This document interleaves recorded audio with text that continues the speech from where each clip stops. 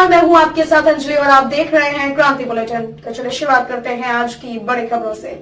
आगामी 27 मार्च को दिव्य प्रेम सेवा मिशन हरिद्वार के कार्यक्रम में महामहिम राष्ट्रपति रामनाथ कोविंद जी शामिल होंगे, जिसके आगमन के दौरे को लेकर जनपद के सभी प्रशासनिक व वरिष्ठ अधिकारी गणों ने दिव्य प्रेम सेवा मिशन के कार्यक्रम में राष्ट्रपति के आने से पूर्व उस जगह की तैयारियों का जायजा लिया। प्रेम सेवा मिशन सेवा कुंज हरिद्वार के भ्रमण कार्यक्रम के दृष्टिगत जिलाधिकारी श्री विनय शंकर पांडे, वरिष्ठ पुलिस अधीक्षक डॉक्टर योगेंद्र सिंह रावत, पुलिस अधीक्षक अभिसूचना एवं सुरक्षा श्रीमती तृप्ति भट्ट ने BHL हेलीपैड का बारीकी से जायजा लिया। हेलीपैड से लेकर चंडी घाट तक मार्ग का भी निरीक्षण किया गया। कोविड-19 के नियमों का पालन किस प्रकार किया जाएगा, सभी सुरक्षा व्यवस्था को लेकर अधिकारियों ने जायजा लिया। जो परसों राष्ट्रपति महोदय का जो आगमन है उसके लिए पुलिस पूरी तरह से मुस्तैद है।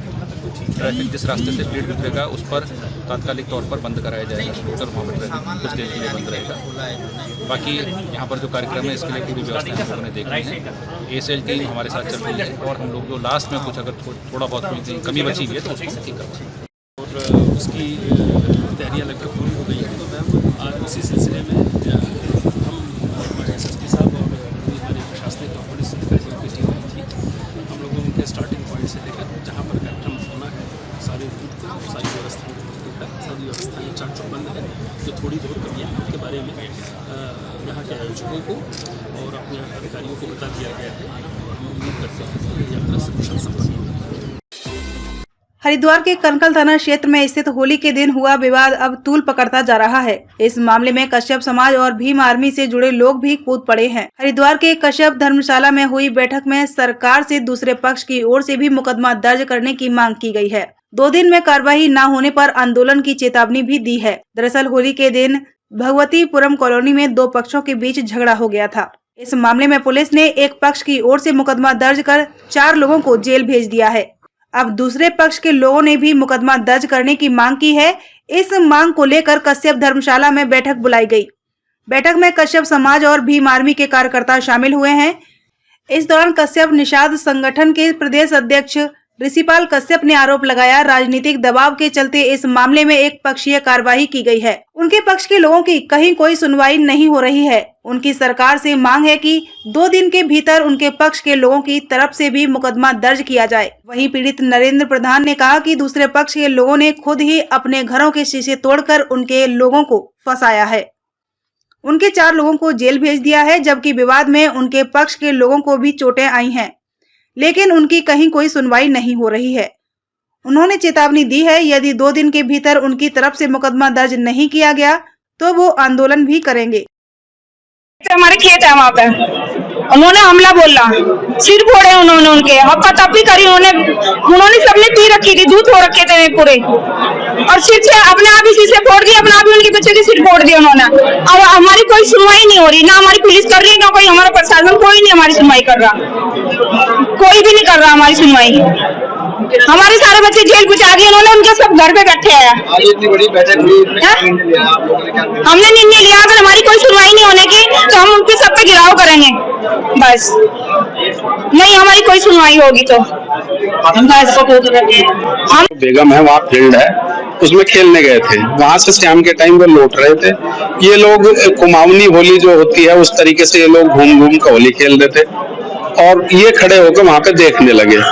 बस इसी खड़े होकर देखने को लेकर ही मामला जो है ये यहाँ तक पहुँचा कि आज जो है स्थिति इस कदर वो एक तरफा पुलिस काम कर रही है और झगड़ा हुआ। उस झगड़े की छोटी सी जो वीडियो हुई, 10 मिनट का झगड़ा हुआ, उस झगड़े की तो वीडियो है। उसके 5 मिनट बाद जो तोड़फोड़ बता रहे हैं कि 200 लोग तोड़फोड़ कर गया है, उसकी ना फोटो है ना वीडियो है। ये हमारी समझ से बाहर है कि यही नहीं पता लग पा रहा आखिर तोड़े किसने है। वो कहीं इन्होंने ऐसा तो नहीं कर लिया कि अपने 2-2 4-4 हिस्से तोड़ कर इन लोगों को उल्टा फंसाने का काम कर दें।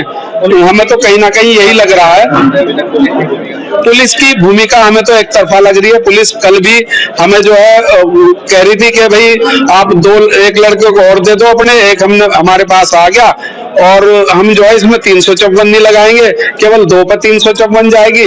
पता लगा वो 2 पे तो 354 के साथ 452 भी लगा दी, और फिर ये जो 2 कल गए हैं इन पे 354 और 452 और भी धाराएं इन्होंने लगाई है, 506, 504, 147, दुनिया भर की धाराएं इन्होंने लगाई है। और पुलिस एक तरफा काम कर रही है, हमारी तहरीर ले ली गई। हमें तो डॉक्टरी के लिए इन्होंने एक स्लिप भी नहीं दे पाई, पुलिस चौकी इंचार्ज ने मना कर दिया स्लिप के लिए भी, एक स्लिप भी नहीं दे पाए। कहने लगे मुलजिम है तो अरेस्ट क्यों नहीं किए? अगर मुलजिम थे तो जब ये थाने में गए तो इन्हें पकड़ के वहीं बैठा लेना चाहिए था उस टाइम। तो दोनों तरफ से तहरीर कह दिया, सोना के तहरीर दे दो और मुकदमा दर्ज कर लेंगे दोनों तरफ से। बाद में हमारी तहरीर ले ली और डॉक्टरी सर्टिफिकेट भी ले लिए, रिसीविंग ही नहीं दी, और ना ही आज तक 7 दिन हो गए आज तक मुकदमा दर्ज किया, और हमारे बच्चों को प्रताड़ित कर रहे हैं। मेरे साथ जो घटना हुई थी 4 महीने पहले, उसमें मेरी आंख फोड़ दी गई थी, 326 लगी डॉक्टरी के आधार पर। उसके बाद आज तक उन जिन पर 326 है आज तक गिरफ्तारी नहीं हुई, और इनके ये 4 दिन में 3 दिन ही महिलाओं को उठा लिया गया इस केस में।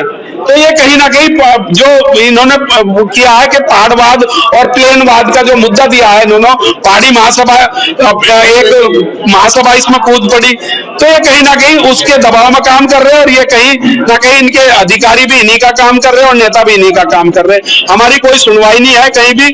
कई बार हमने IDPL फैक्ट्री की आवासीय कॉलोनी में रहने वाले लोगों पर बेघर होने की तलवार सिर पर लटकी हुई है। IDPL प्रबंधन घरों को खाली कराने के लिए नोटिस जारी करने की प्रक्रिया शुरू कर चुका है। यह जानकारी मिलने के बाद कॉलोनी के सैकड़ों लोग प्रबंधन के खिलाफ भड़क गए हैं। लोगों ने फैक्ट्री के सामने प्रबंधन के खिलाफ नारेबाजी करते हुए प्रदर्शन किया।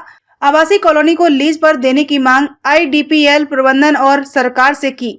मौके पर कॉलोनी के लोगों में प्रबंधन के खिलाफ गुस्सा देखा गया। सुरक्षा की दृष्टि से धरना स्थल पर पुलिस भी मौजूद रही।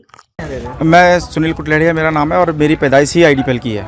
आज हमारे सामने दिक्कतें आ रही हैं क्योंकि हमारे यहाँ पर फादर लोग जो यहाँ पे जॉब करते थे, और यहाँ पर एक टाइम ऐसा है कि कई रिटायर हो गए, कई लोगों को यहाँ पर VRS दे दिया गया, जबरन दिया गया है ना, फोर्सफुली वहाँ पे जो है VRS दिया गया। और आज यहाँ पे इसके बाद इन्होंने हमें कोई नोटिस नहीं दिया कि आप यहाँ पे, चूँकि एक सरकारी संस्थान का एक नियम होता है कि अगर आपने यहाँ पे अपनी नौकरी पूरी कर ली है तो 6 महीने के अंदर अंदर आपको जो है क्वार्टर खाली करना पड़ेगा। लेकिन 6 महीने छोड़िए, 96 से लेकर और आज तक आज कम से कम भी 2 दशक से ज़्यादा हो गए, इन्होंने हमें आज तक कोई नोटिस नहीं दिया। और आज उम्र के इस पड़ाव में आकर ये हमें एक नोटिस दे रहे हैं, और उसमें भी एक नोटिस में भी एक प्रावधान है कि आप जो है इसको 1 महीने के अंदर यहाँ से इसको हम इसका लाइसेंस। नाम वायुराज है, मेरा जन्म IDPL में ही हुआ है, और मेरे पिताजी IDPL में as a safety officer retire हुए थे, अब उनकी मृत्यु हो चुकी है। दिक्कतें ये आ रही हैं कि जब हमारे पिताजी रिटायर हुए थे, एक तो बहुत कम सैलरी, उस समय 6वां 7वां वेतन आयोग नहीं था, तो बहुत कम सैलरी में हमारे पिताजी रिटायर हुए थे यहाँ से, और जो वो पैसा भी मिला था वो IDPL प्रशासन ने, IDPL ने रोक लिया था। इन्होंने कहा था कि क्वार्टर आप 6 महीने बाद खाली कर दीजिएगा। उसके बाद इन्होंने इस पर कोई कार्रवाई नहीं की 6 महीने बाद खाली करवाने के लिए। हमारा पैसा रुका हुआ इन्होंने किरायों में काट के ख़त्म कर दिया। उसके बाद भी हम किराया दे रहे हैं, आज भी किराया दे रहे हैं, बिजली का बिल दे रहे हैं। बिजली का बिल भी हम मुनि की रेती थाना अंतर्गत पुलिस और SOG की टीम ने एक युवक के कब्जे से 1 किलो चरस पकड़ी है। आरोपी के खिलाफ पुलिस ने NDPS की धारा में मुकदमा पंजीकृत कर लिया है। आरोपी को पुलिस ने न्यायालय में भी पेश किया, जहां कोर्ट ने उसे जेल भेज दिया है। पुलिस के अनुसार शुक्रवार की सुबह ब्रह्मानंद मोड़ के पास पुलिस वाहनों की चेकिंग कर रही थी। इस दौरान एक संदिग्ध युवक पुलिस को दिखाई दिया, जिसे चेकिंग के लिए रोका तो वह हड़बड़ा गया। शक होने पर पुलिस ने युवक की तलाशी ली। तलाशी लेने पर युवक के कब्जे से चरस बरामद हुई। थाना प्रभारी निरीक्षक रितेश साहा ने बताया कि आरोपी की पहचान डबल सिंह राणा निवासी घनसाली जनपद टिहरी गढ़वाल के रूप में हुई है। आरोपी चरस कहां से ला रहा था और कहां सप्लाई करनी थी, इस संबंध में जानकारी जुटाई जा रही है। खबरों में अब तक के लिए बस इतना ही। मिलते हैं फिर ऐसी ही बड़ी खबरों के साथ। तब तक के लिए नमस्कार और देखते रहिए क्रांति बुलेटिन।